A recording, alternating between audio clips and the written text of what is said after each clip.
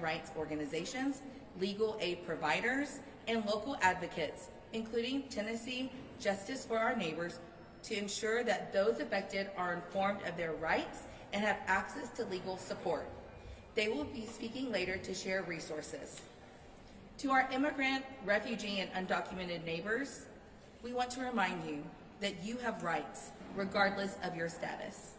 You do not have to open your door without a warrant signed by a judge. You have the right to remain silent, and you have the right to speak to an attorney. Our message today is this: Nashville must be a place of safety, not surveillance, a city that is welcoming and not fearing. These tactics erode the trust between communities and local government, and they make all of us less safe. As the chair of the Immigrant Caucus, I call on Metro leadership to clarify our city's role, if any, in these operations, and to recommit to policies that protect, not endanger, our neighbors. We urge community members to stay informed, to report ICE activity to trusted immigrant organizations, and to lean on each other in this time of fear and uncertainty.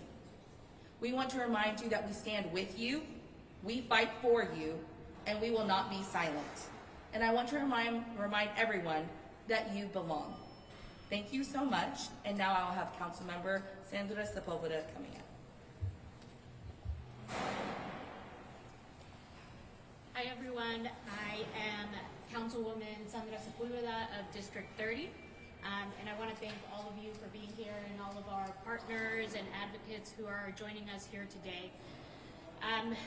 What happened over the weekend is something that we have known was to be expected with this new administration. And when we first created the Immigrant Caucus, what we told people was to be prepared. It's hard not to be scared, but the important thing was to be prepared. And Friday, I was actually at Plaza Mariachi with Charlie Rodriguez and Isabel Felix from the Painters Union, and we were giving out information as far as know your rights for not only immigrants, but for workers as well. Because we know that workers are also targeted and threatened with deportation when they speak up, when their wages are being stolen, or when they are put in dangerous situations. And then later that night, people were taken, and people were separated from their families, and there are still a lot of questions that have gone unanswered. Representing the district where a lot of these Nashvillians were picked up is very difficult at this moment. I represent along Harding and Owensville Pike, along with some of my colleagues that are here today, Councilmember Vo and Councilmember Welsh. These are our constituents. These are our community members. These are Nashvillians. These are people who are building this city and making sure that this city runs, and these are people that pay taxes. And they deserve to be represented by all of us. And I want their families to know and the community to know that we at the Immigrant Caucus and many of the advocates that are here today are here for all of you. And as we go into these next couple of days and ask more questions from our different departments and see what plans we could put in place to make sure that we are protecting each and every one of our constituents, I want to give this reminder to the community that it is important for you all to remember your rights, because you do have rights. Some of you might not have legal status, but you are still a human being, and you are still a Nashvillian. And so it is important for you to remember not only your human rights as immigrants, but your worker rights. So with that, I'll turn it back over. Well, I'll turn it to Tessa with Tennessee Justice for Our Neighbor. Thank you, Councilmember. Again, my name is Tessa Lemos Delpino, and I'm speaking on behalf of Tennessee Justice for Our Neighbors, a nonprofit law office providing legal representation to individuals seeking humanitarian relief, educating the public about immigration, and advocating for immigrant rights.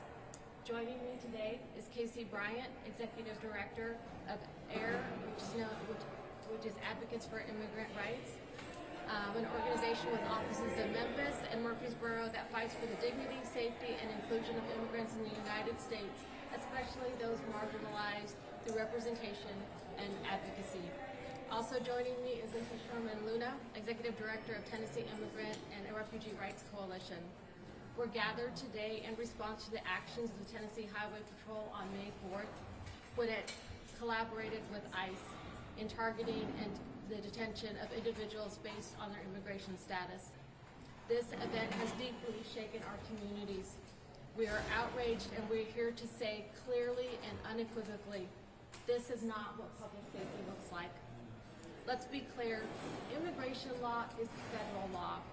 It's not appropriate for the Tennessee Highway Patrol or any state or local agency to enforce federal immigration law. When state officers assume the responsibilities of ICE, they overstep their proper authority and stretch the limited resources and undermine the trust of the community they are sworn to protect.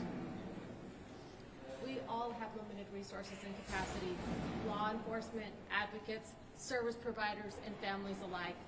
That's why it's an imperative that we each do what we do best.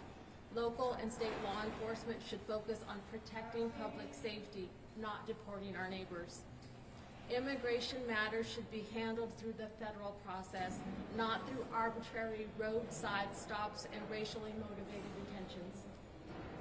THP is not only acting outside of its mission, it's also diverting resources away from where they are most needed. Meanwhile, community organizations and legal advocates are stepping up to provide rapid response support, legal counsel, and protection for families devastated by these detentions. We stand with our immigrant neighbors against a system that chooses fear over fairness. Our coalition is responding to the urgent needs of our community.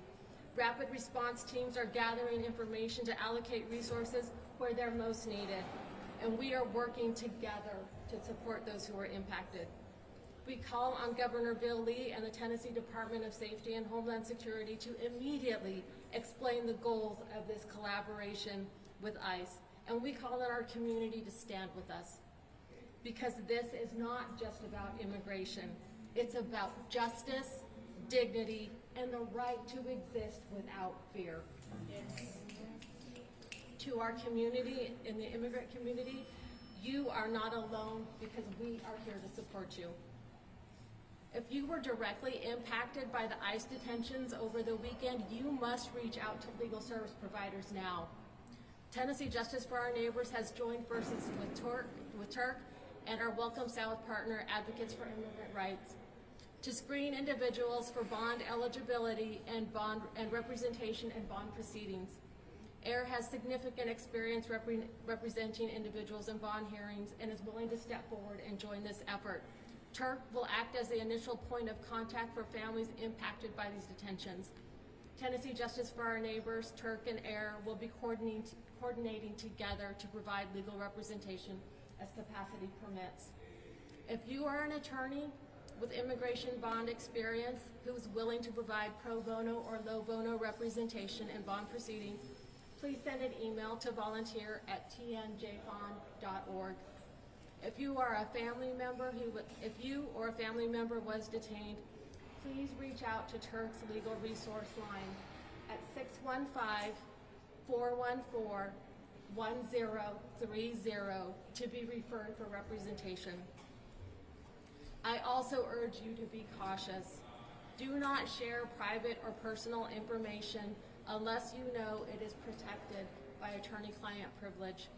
When consulting someone for legal advice, please be sure that they are a licensed attorney or a Department of Justice accredited representative working at a nonprofit that is a recognized organization under the Recognition and Accreditation Program.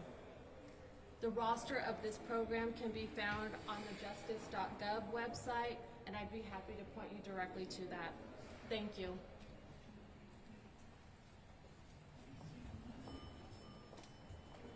Hi, and I'll ask Tara and Tessa to join me up here, and Hal Cato as well. My name is Sherman, and I'm the Executive Director of the Tennessee Immigrant and Refugee Rights Coalition. Thank you everyone so much for being here today. All of us know what happened in South Nashville Sunday morning. It does not represent the values of this city. We know that Nashville celebrates its immigrant community and the richness of diversity that it brings. Everyone, no matter the color of their skin, what's in their wallet, or how they came to call Nashville home, deserves the freedom to get home safe and the freedom to make a better life for their families in our community. Our hearts go out to every individual and family affected by this egregious example of the cruelty of indiscriminate immigration enforcement. Our community organizers and legal staff have been in constant communication with people who were detained, their loved ones, and people who only know that their friend didn't come home on Sunday morning. Right now, we've been in contact with over 60 families, and our assistance line continues to ring because there are currently arrests being carried out today. Our full focus right now is making sure that everyone affected has their fair day in court and that families and friends are reunited with their loved ones. Turk has significant experience assisting people after immigration enforcement operations all across Tennessee, and most recently in the large mass-scale raid in Morristown in 2018. We were born for this moment. At Turk, we know from experience that actions of large-scale, indiscriminate immigration enforcement have ripple effects throughout families and communities. As breadwinners lose jobs, children lose a parent, and businesses lose owners. That's why a support system like the Belonging Fund, launched today, is so necessary to fill the gaps that many immigrants' families face in times of crisis. Whether it's rent, groceries, or school supplies, or diapers, the Belonging Fund will help keep countless families afloat when they need it most. Whether in the face of family separation, natural disaster, or other times of need. This has been something that we've been talking to Hal for several months now, and obviously the urgency of this moment calls for the release and the launch of this fund today. That's why I'm so grateful for Hal and the Community Foundation of Middle Tennessee for helping to establish this fund, and proud to stand alongside Conexión Americas and Tennessee Justice for Our Neighbors as the three of us are initial contributors to this life-saving resource. I want to acknowledge there are other groups and funds that have been established to support the community. The Remix has a fund as well to provide mutual aid, and so there are lots of ways that Nashvillians can get plugged in and support the families. What we love about our community and about Nashville is we always come together when our communities are in need, and this time is no different. Community coming together is what truly keeps us safe and supported. And together in this moment, we can make sure that our community is stronger and in a better position to give every family the opportunity to thrive no matter where they come from or how they got here. Thank you so much. Thank you everybody for being here this afternoon. I'm Jeff Prepti. I represent District 25 on the Metro Council. We're going to pause and take some questions now, but first I just want to say a special thank you not only to all the members of the Immigrant Caucus, including Councilmember at Large, Zulfat Swara. Want to give a special thank you to Senators Oliver and Campbell for being here and supporting our community as well. So at this time, we'll pause and take some questions. Yes. Yeah, so obviously these raids were handled out in South Nashville, Antioch, Paragon Mills, places where the Hispanic community used to congregate. THB called this a public safety operation targeted at possible gang activity and the history of serious traffic crashes. I want to get your thoughts on this being called a public safety operation and the fact that local law enforcement was effectively, as we know, left out of the loop of that. Yeah, so I have two responses to that. First is that if you look at statistics, immigrants and new Americans commit crimes at a lower rate than natural-born citizens. That is a fact. Also, with these claims, we live in a country and a society of laws and processes, and the government has the responsibility of proving their case, of providing evidence for those claims. We have not seen a single shred of evidence provided to us by THP or by ICE for those particular claims. The mayor mentioned earlier that our local MNPD and Department of Transportation have access to all that data and are able to show those particular hotspots. But the THP are making claims that are contrary to what we've seen. So if that is the case, provide us the evidence. Yes, ma'am.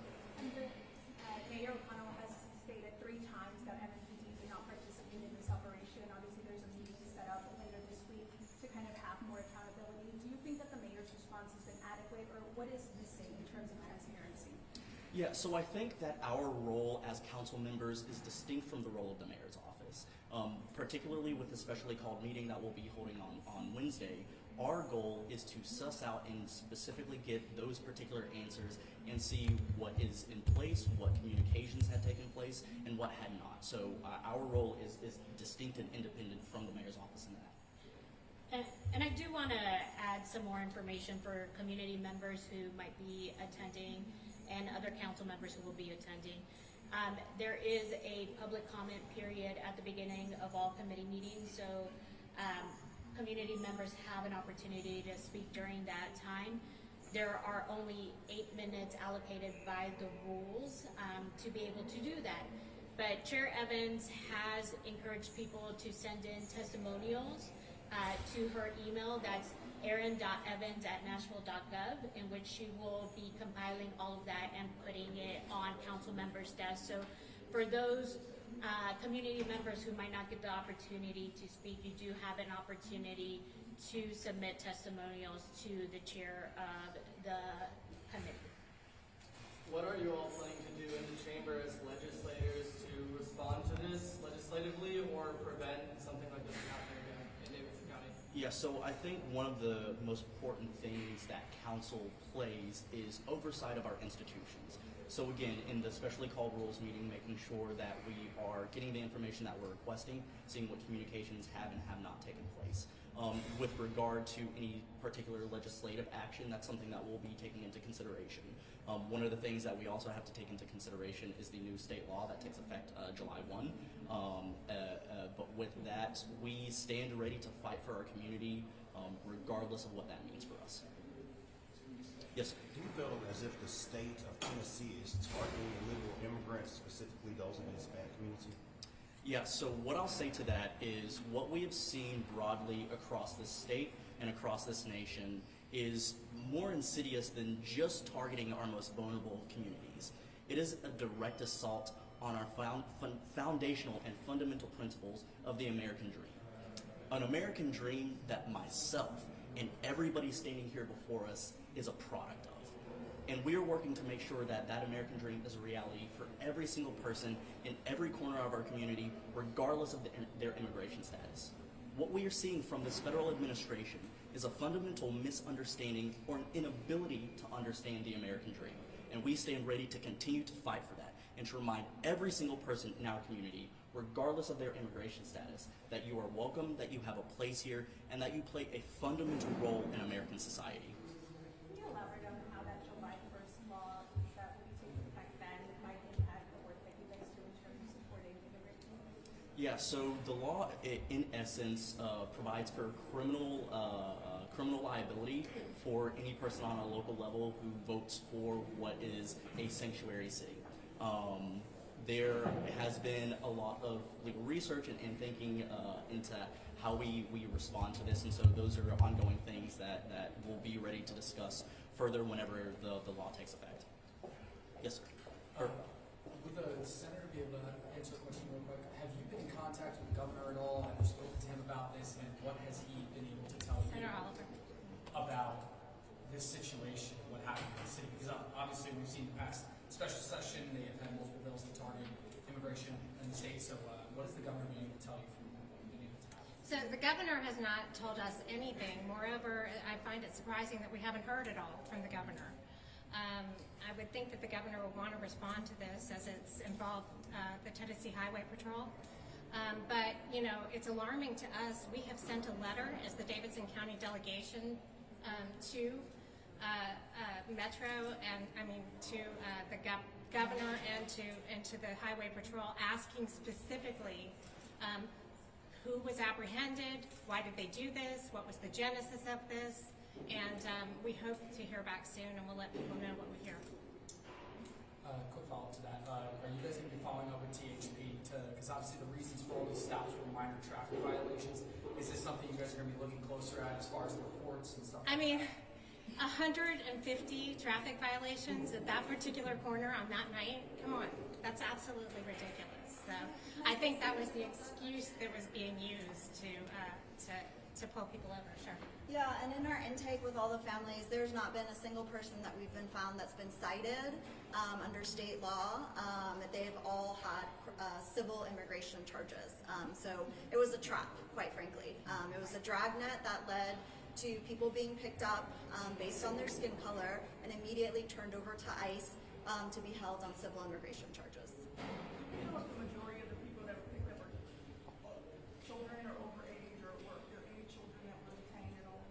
We don't have any reports yet of any children, but I do have a report of a mother who had to leave her 9-year-old in the car by himself while they waited for somebody else to come pick him up. As a mother of a 10-year-old, I cannot imagine leaving my child alone in a car waiting for somebody else to come pick them up while ICE arrested me and took me into custody.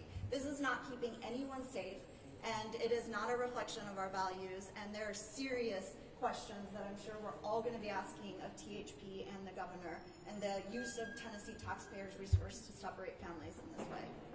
Stephen? Yeah, you mentioned the state law related to local officials' criminal liability, but the federal administration has also proven that they're open to pursuing criminal charges for people supporting undocumented immigrants. Have you guys, any of you, sought legal counsel about your own what you can and can't do in terms of advocating for people? So those are conversations that we're continually having both within our Metro Law Department as well as, I can speak for myself, speaking to several attorneys about particularly what it could possibly mean. But one thing that I want to note is that at times leadership demands sacrifice. And we stand ready to continue the fight for our community, ensuring that everybody knows that they have rights and that we are not going to sit idly by while those rights are violated. Because what we are seeing is a fundamental attack against our most basic constitutional principles of due process, something that is guaranteed to everybody in our nation regardless of their legal status. And we're not going to sit idly by while that continues to happen. Do the other council members here also agree that you oppose MNPD's cooperation with federal immigration laws? Does anyone not agree with that? Oh, raise your hand. Everyone agrees with that here at the council. Everyone agrees, and that's why we're setting up the meeting on Wednesday to find out what did MNPD do, when did MNPD find out, what was their participation, if any. And so that's the whole reason why we want to find that out. So no, it's very important for us to know that our local law enforcement is not involved in this, and we'll be questioning them on Wednesday. I wanted to add to the lawsuit or the fact that we may be sued or whatever that is. It is unconstitutional. The right of elected officials to be able to make decisions on behalf of their constituents is a national right, is a constitutional right. And so nobody, not the governor, not anybody can take that away. And so we stand ready to continue to support and to represent our own constituents the way that we deem fit without fear or intimidation from anybody. And so we will do that. And then to the question about security or safety, why THP said they did this, it's baloney. Everybody knows that when you do something like this, it does not make us safe. What comes out of this is that people now become more scared to deal with law enforcement. People don't have trust of our law enforcement. We're trying to build that trust, and something like this erode that trust and does not make any one of us safe. So if they're claiming it's for safety, that's a lie. She hasn't asked one yet. Well, my question is regarding the 10-year-old child, because normally, like as the law, we cannot let our kids of 10 years old alone. How immigration can do this, how ICE can do that, put our kids on risk. Yes, so what I would say to that is we are seeing federal agencies operate with absolute impunity. We've seen this federal administration flouting court orders and ignoring due process and ignoring the law. I would state that all of these activities might not necessarily fall within their actual legal authority. I think that is something that we'll be looking to here at the local level, but it's something that also needs to be looked into at the state and federal level. Yesterday at Brick Church Park, we saw people being loaded into buses and obviously going to be transported to a different site. Do we know by confirmation that some of these people were people that got picked up during the detention between THP and ICE? Yeah, so I'd say that a good amount of those folks were folks that were picked up by THP. And then looking at the time, I know we do have some committee meetings happening, so we'll take 2 more questions. Do you know where that bus is headed? Not at this time. Do you know Oh, Louisiana. Do you know what happened with the cars? We have some reports of people that were detained at that moment and they didn't give you any information of the car. Do you know what happened with those cars? Because we know that they have the license plates and they gave it to them this morning, but they do not know what happened with those cars. Yeah, that's one of the things that Turk is looking into right now and that seriously concerns us. Is still people's personal property and they have a right to that property. But we had multiple reports of people's cars being abandoned, ICE agents taking keys and leaving cars on the side of the road that were still there even hours later. And so that's something that we're investigating. One last question. Yes. I'm curious, with all of this happening right now, I see some council members who have been supportive of surveillance efforts, and I know that there is nothing right now, but I'm curious if council members have changed their minds on supporting surveillance when we see that this is what it is for. Yeah, so I'll speak on behalf of the Immigrant Caucus with that. Whenever surveillance programs were first proposed before the Metro Council, the Immigrant Caucus came out in opposition to that for this particular reason. And so it is frustrating at best seeing our worst fears coming to fruition. I would state that it is incumbent on every single constituent to speak with their council member, to let their voices be heard, and to speak with them about their particular policy positions and understanding why they take the positions that they do.